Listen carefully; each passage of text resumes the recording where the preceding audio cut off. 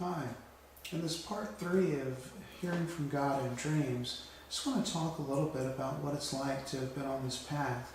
I've really been on this path of learning how to hear from God in dreams for about 8 years, and it's grown more powerful every year that I've done it, to a point where it's pretty common for me to have multiple dreams every week with interpretations. And I don't say that to brag or anything of that nature. I just want you to know that this is real and it's for everyone. And you should have an expectation that this is something that you can do and that it'll work for you if you keep at it. So what is it like? John Paul Jackson had identified 20 different categories of dreams. I'm just going to talk about a few. Some of the categories we've talked about already are destiny dreams that can give you some kind of hope for the future. There's warning dreams that can prevent you from taking wrong paths or stepping forth into disasters. There's also some encouragement dreams of this is the way to walk in, and these are the things that you should be doing. I know I've had dreams that have encouraged me to do more work in ministry and not just keep this body of knowledge to myself, but to share it with others. And this may be an imperfect effort, but we wanted to put it out there and just make it a free resource that people can use. One of the things to realize about warning dreams is that we generally don't move in fear. Sometimes a warning is just something to pray about and keep in mind and look out for, or just a slight change to your thinking, as opposed to just giving up on life and running away. We tend to need to be overcomers, and so the warning dream should be viewed within your life circumstances and be taken with wisdom, and that you should never ever think that God would ask you to do something wrong or something that hurts someone else. God is love and He's light, and our experiences with Him should reflect that. Another big element in hearing from God in dreams is it can speak to your individual circumstances, and that the big focus is on the cleanup. And this is something that's been lost in a lot of the theology of just trying to barely make it into heaven. We need to have a realization that we're here on this earth to get to know God and as a training ground to be more like Him. And even though we fall from that standard in many ways, it should be something we're always striving at and getting better at. And so one of these focuses in dreams is just what I call the great cleanup. It's how to clean up our own individual lives. And then as a tangent to that, how to minister to the other people around us. Because we don't exist in isolation. We're part of friends and families and work groups and organizations if you're in an organization, and churches if so. A lot of what we're trying to learn is what is it that I need to do to be better.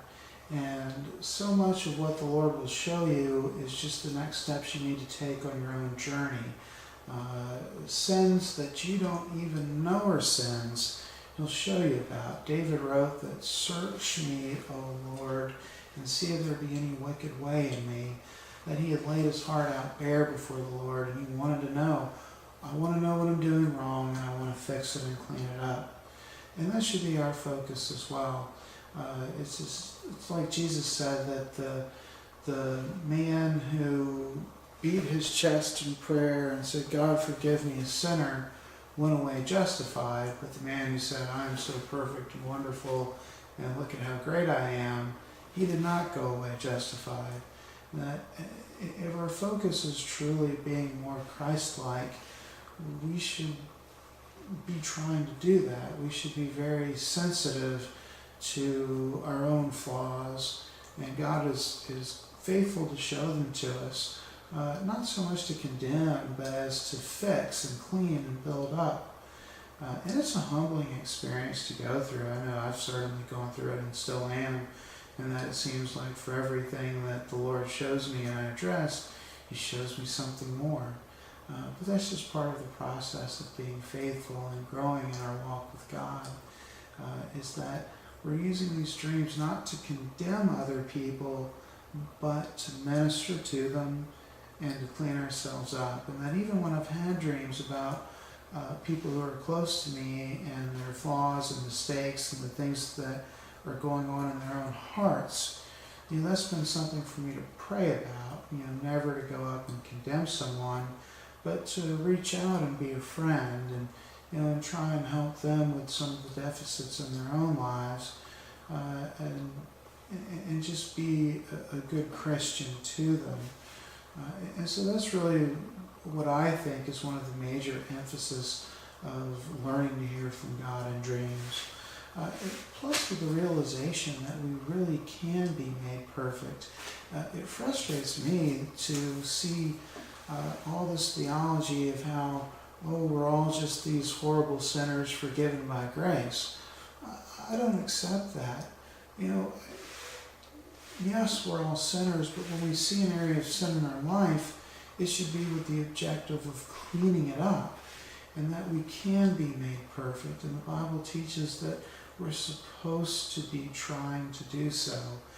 Just as in the first video we talked about the patriarch Joseph, his position that he saw in dreams was never fulfilled on earth, that he saw symbolically his father, mother, and brothers all bowing down to him, but his mother had died before that dream could be fulfilled.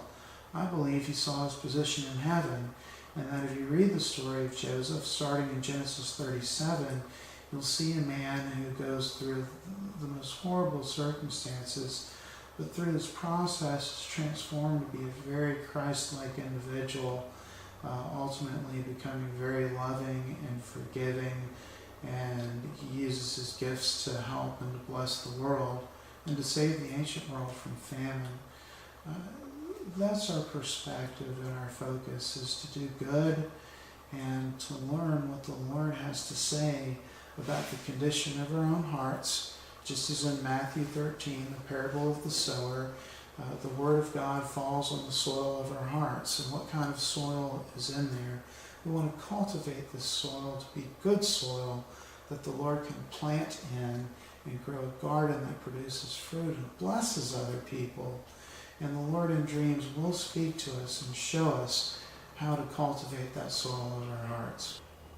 Another thing to be cautious about in dreams is that it is possible to see things in the future, but that one of the things that I've found is when I've looked into the future, I've seen an array of possibilities, from very good to very bad, depending on the choices that we make now.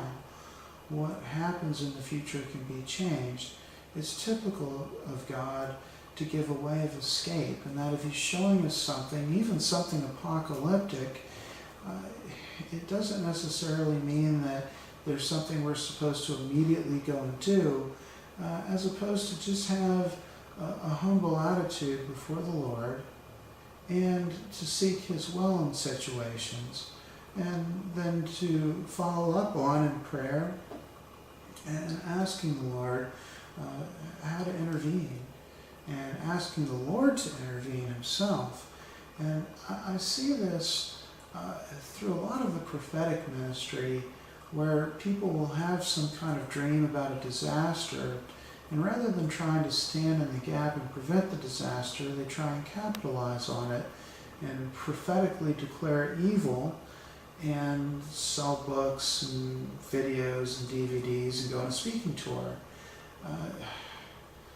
I say that facetiously, but I really do mean it, that it's a great way of negatively trading, that you're trading something good for fear, and that's not our focus.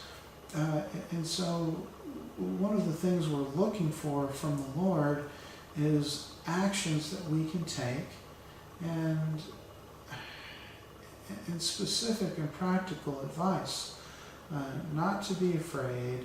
And then there's the other side of things, that a lot of times dreams that can seem very apocalyptic are merely symbolic of something else. I once interpreted a dream for someone about who was looking out the window at all these apocalyptic, horrible things taking place. And I saw the meaning pretty clearly that, this was not a dream about some kind of future apocalypse. It was a dream about, not watching all the horrible stuff that's in the news. And that when you put your focus on all this negativity, it can really affect you and can get a lot of dirt on you as well, and can prevent your ability to, in this case, see out the window or to see outside our individual homes. And so I say that to give some reservation that when you get into this area, it helps to have some discretion and some humility, and really just seek what the Lord is saying to you and what practical things you can do about it. And I hope that makes sense. Another interesting way we can use dreams is in getting confirmation of new moves of God. And we should expect the Lord to do new things. And the kingdom of heaven is like a man who brings out of his storehouse treasures both new and old. And as the Lord is releasing new gifts to his body, we want to be on the forefront of that. People tend to worry about being deceived, but as you walk closer and closer to the Lord, there's less and less danger of such things, because you recognize God and you recognize his hand as he's moving. One of the new things that people are working on right now in ever greater number are clearing the gateways of the spirit and the soul, so that the Lord can flow into us through our spirit, and from our spirit to our soul, and from our soul to our body, and outwards to impact the world around us. And in order to clean those gateways, there are court proceedings we can do in some of the courts of heaven.